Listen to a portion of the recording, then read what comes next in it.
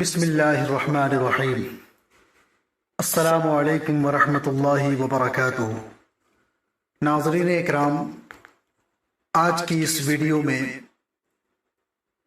ایک ایسے ولی کامل کا تذکرہ کرنے جا رہا ہوں، ایک ایسے مجذوب کامل، ولی کامل کی حالات زندگی بیان کرنے جا رہا ہوں، جنہوں نے ساری زندگی اپنی ذات کو اللہ کی ذات میں فنا کر دیا، جو شہنشاہ ولایت قطب الاقطاب حضرت سیدنا بابا تاج الدین تاج الاولیاء ناگپوری رضی اللہ تعالیٰ عنہ کے مرید ہیں۔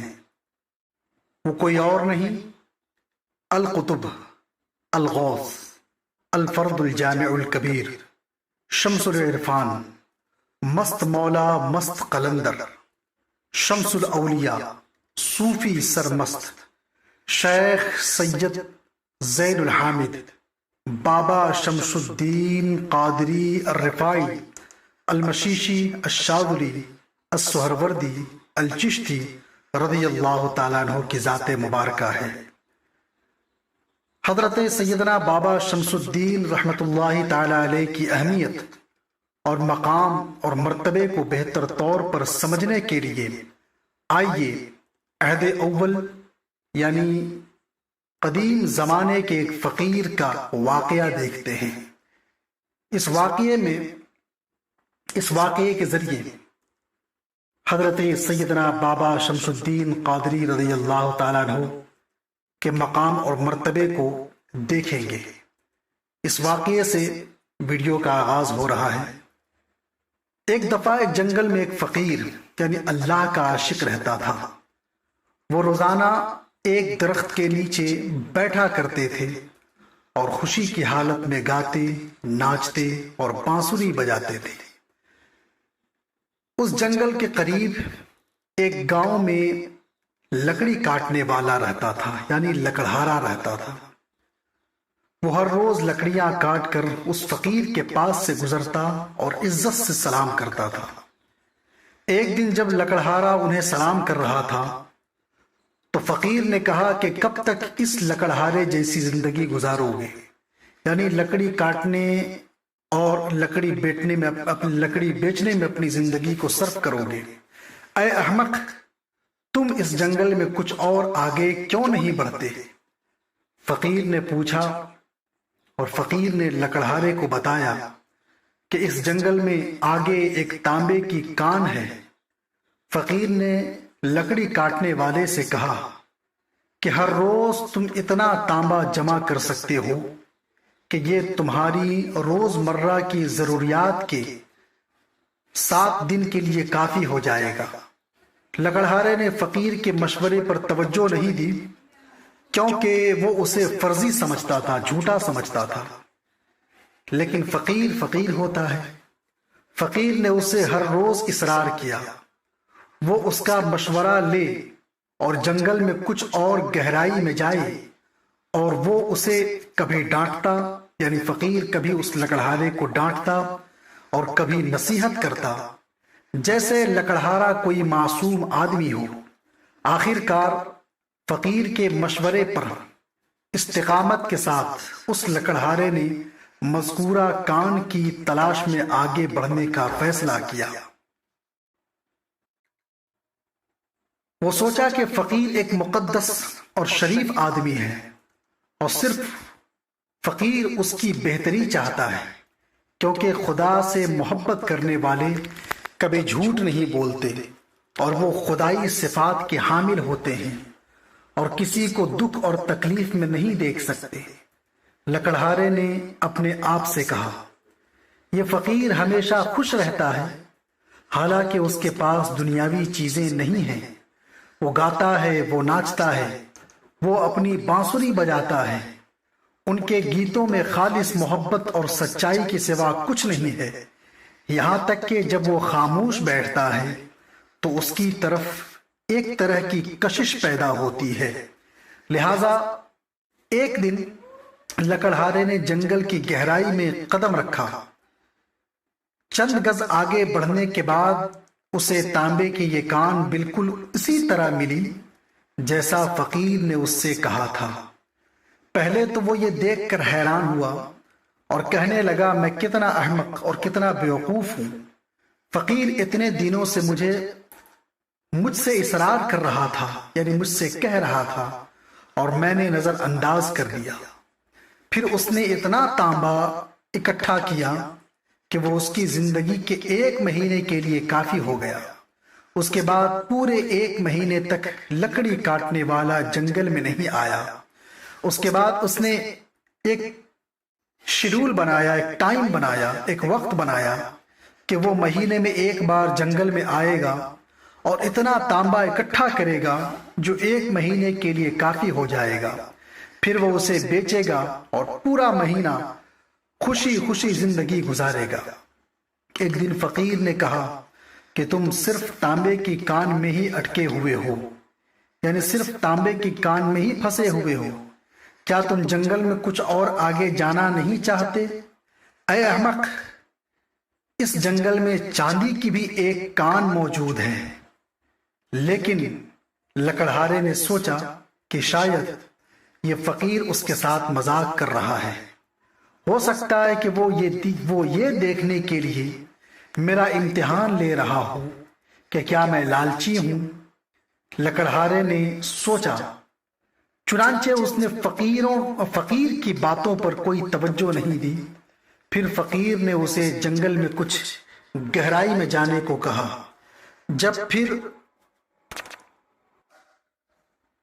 جب بھی وہ لکڑی کاٹنے والے کو دیکھتا، یعنی فقیر جب بھی اس لکڑہارے کو دیکھتا تو اس سے جنگل میں آگے بڑھنے کے اس کے فیصلے کے بارے میں دریافت کرتا اور پوچھتا کیا تم اور آگے بڑھنا نہیں چاہتے؟ فقیر کے بار بار اصرار کرنے کے بعد لکڑہارے نے جنگل میں کچھ اور آگے جانے کا فیصلہ کیا۔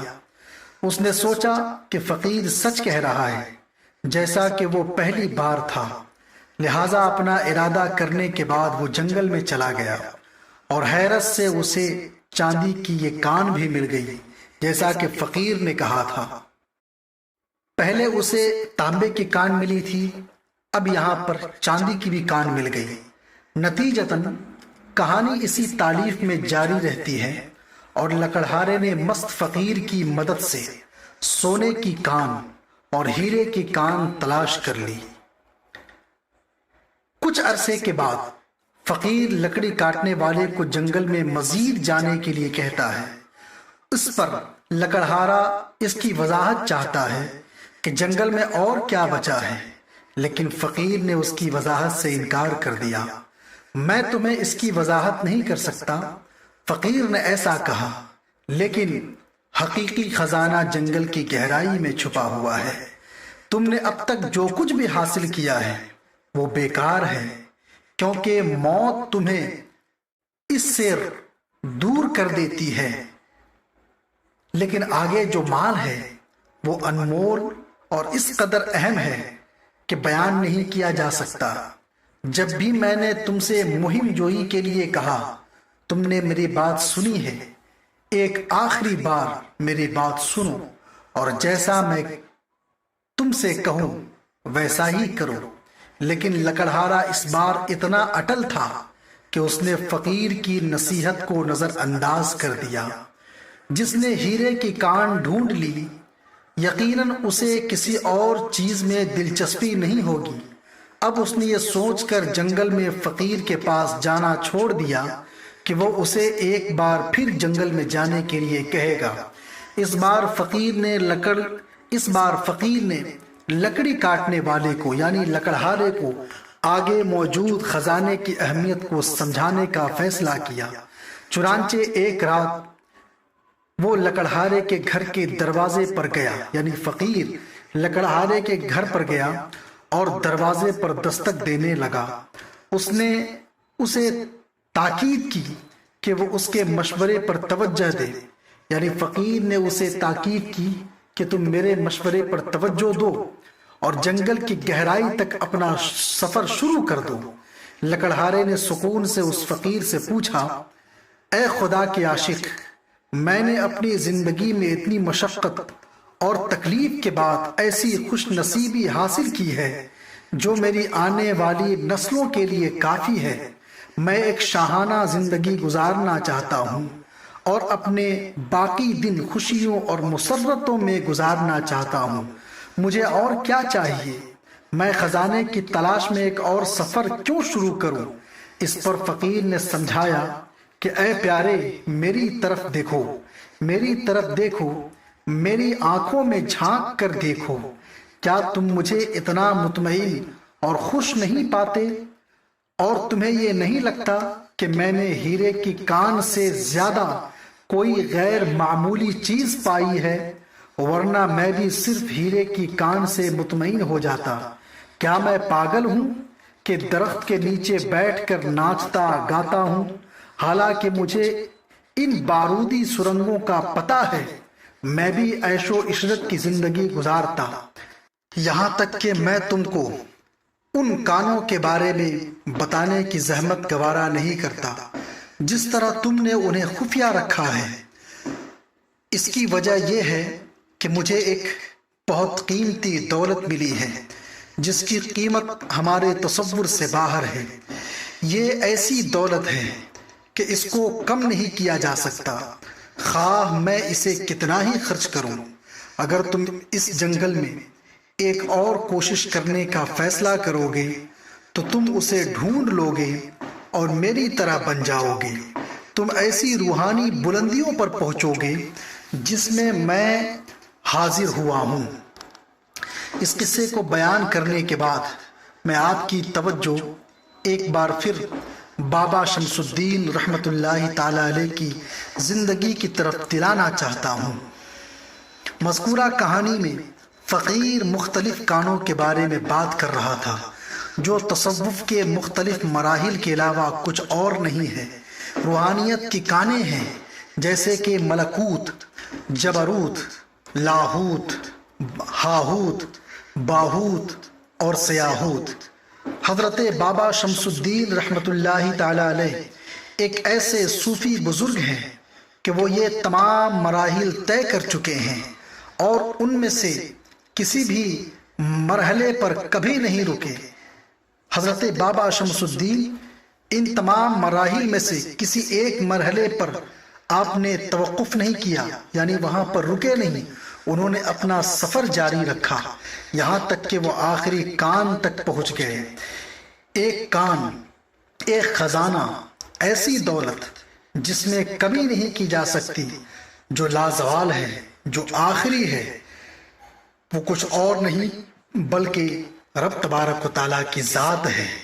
حضرت بابا شمس الدین رحمت اللہ تعالی علیہ کی عظمت اور بزرگی اور مقام و مرتبہ یہی نہیں ہے، انہوں نے انمول اور لازوال اور شاندار بصارت اور خدا تعالیٰ کی صحبت حاصل کی ہے۔ ناظرین اکرام، آج کی ویڈیو میں صرف اتنا ہی۔